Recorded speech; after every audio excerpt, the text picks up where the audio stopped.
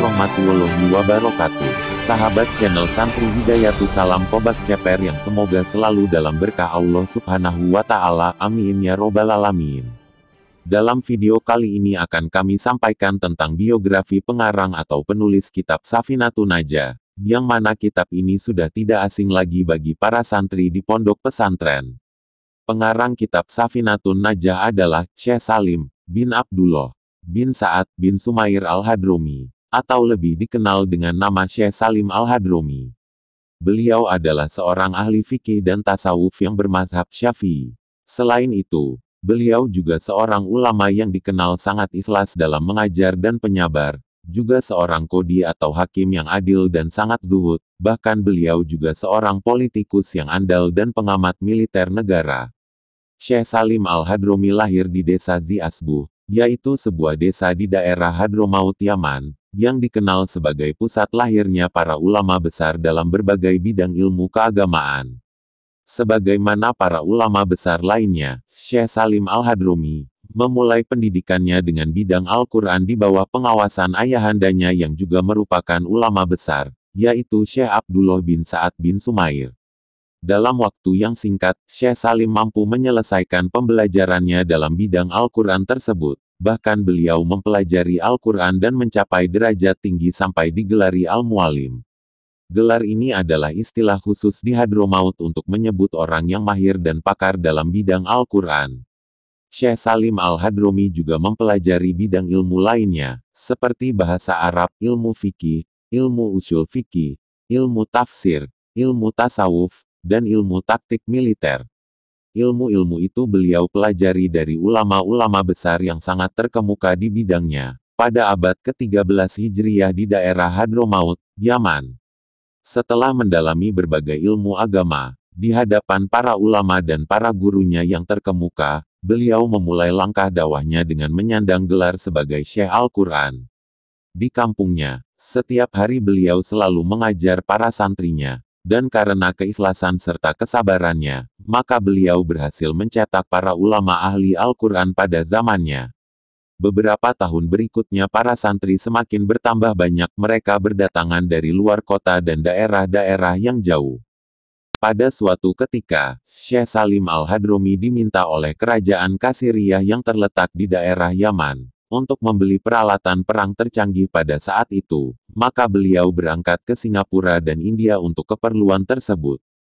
Pekerjaan beliau ini dinilai sangat sukses oleh pihak kerajaan, yang kemudian mengangkat beliau sebagai staf ahli dalam bidang militer kerajaan. Dalam masa pengabdiannya kepada umat melalui jalur birokrasi, beliau tidak terpengaruh dengan cara-cara dan unsur kezoliman yang merajalela di kalangan mereka. Bahkan beliau banyak memberikan nasihat, kecaman dan kritikan yang konstruktif kepada mereka. Pada tahun-tahun berikutnya, Syekh Salim Al-Hadromi diangkat menjadi penasehat khusus Sultan Abdullah bin Muhsin. Sultan tersebut pada awalnya sangat patuh dan tunduk dengan segala saran, arahan dan nasihat beliau. Namun, pada tahun-tahun berikutnya ia tidak lagi menuruti saran dan nasihat beliau, bahkan cenderung meremehkan dan menghina.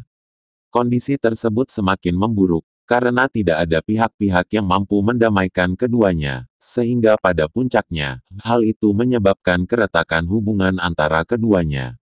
Dengan kejadian tersebut, apalagi melihat sikap Sultan yang tidak sportif, maka Syekh Salim memutuskan untuk pergi meninggalkan Yaman.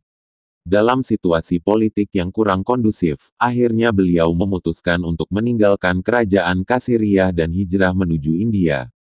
Periode ini tidak jelas berapa lama beliau berada di India, karena dalam waktu berikutnya, beliau hijrah ke Indonesia, tepatnya di Batavia atau Jakarta. Sebagai seorang ulama terpandang, yang segala tindakannya menjadi perhatian para pengikutnya, maka pengungsian Syekh Salim ke Pulau Jawa tersebar secara luas dengan cepat. Mereka datang berduyun-duyun kepada Syekh Salim untuk menimba ilmu atau meminta doa darinya. Melihat hal itu maka Syekh Salim mendirikan berbagai majelis ilmu dan majelis dakwah. Hampir setiap hari beliau mendatangi majelis-majelis tersebut, sehingga akhirnya semakin menguatkan posisinya di Batavia. Pada masa itu, Syekh Salim Al-Hadromi dikenal sangat tegas di dalam mempertahankan kebenaran, apapun resiko yang harus dihadapinya. Beliau juga tidak suka jika para ulama mendekat, bergaul, apalagi menjadi budak para pejabat. Seringkali beliau memberikan nasihat dan kritikan tajam kepada para ulama, dan para kiai yang gemar mondar-mandir kepada para pejabat pemerintah Belanda. Martin van Bruinessen dalam tulisannya tentang Kitab Kuning, juga sempat memberikan pendapat yang menarik pada tokoh Syekh Salim Al-Hadromi ini. Dalam beberapa alinea tulisannya, dia menceritakan perbedaan pandangan dan sikap yang terjadi di antara dua orang ulama besar, yaitu Sayyid Utsman bin Yahya, dan Syekh Salim bin Sumair Al-Hadromi. Diceritakan pada kala itu, Syekh Salim Al-Hadromi kurang setuju dengan pernyataan Sayyid Utsman bin Yahya, yang cukup setia pada pemerintah kolonial Belanda saat itu. Sayyid Utsman bin Yahya sendiri pada saat itu menjabat sebagai mufti Batavia yang diangkat dan disetujui oleh pemerintah kolonial Belanda. Sebetulnya Sayyid Utsman bin Yahya sedang berusaha menjembatani jurang pemisah antara Alawiyin dengan pemerintah kolonial Belanda, sehingga beliau merasa perlu untuk melakukan siasat mengambil hati para pejabatnya. Oleh karena itu, beliau memberikan fatwa-fatwa hukum yang seakan-akan mendukung program dan rencana mereka. Hal itulah yang kemudian menyebabkan Syekh Salim terlibat dalam polemik panjang dengan Sayyid Utsman, yang ia anggap tidak konsisten dalam mempertahankan kebenaran. Setelah keduanya bertemu dan berdiskusi langsung, akhirnya Syekh Salim mendapat penjelasan yang jitu dan mantap atas siasat dan strategi Sayyid Utsman bin Yahya, maka Syekh Salim taslim dan paham atas segala tindakan Sayyid Utsman bin Yahya yang terjadi pada saat itu. Yang jelas dari cerita tersebut, cukup kuat untuk menggambarkan kepada kita, tentang sikap seorang Syekh Salim bin Sumair yang sangat teguh dengan ketekunan dalam menegakkan syariat. Walaupun Syekh Salim seorang yang sangat sibuk dalam berbagai kegiatan dan jabatan, namun beliau adalah seorang yang banyak berzikir kepada Allah Subhanahu wa Ta'ala, dan juga dikenal sebagai orang yang ahli membaca Al-Quran. Salah satu teman beliau, yaitu Syekh Ahmad Al-Hadrowi dari Mekah mengatakan, saya pernah melihat dan mendengar, Syekh Salim menghatamkan Al-Quran hanya dalam keadaan tawaf di Ka'bah. Syekh Salim wafat di Batavia pada tahun 1271 Hijriah atau bertepatan dengan 1855 Masehi. Beliau telah meninggalkan beberapa karya ilmiah, yang hingga kini banyak dijadikan rujukan oleh umat muslim di Indonesia, di antaranya Kitab Safinatun Najah dan Kitab Al-Fawaid Al-Jaliyah.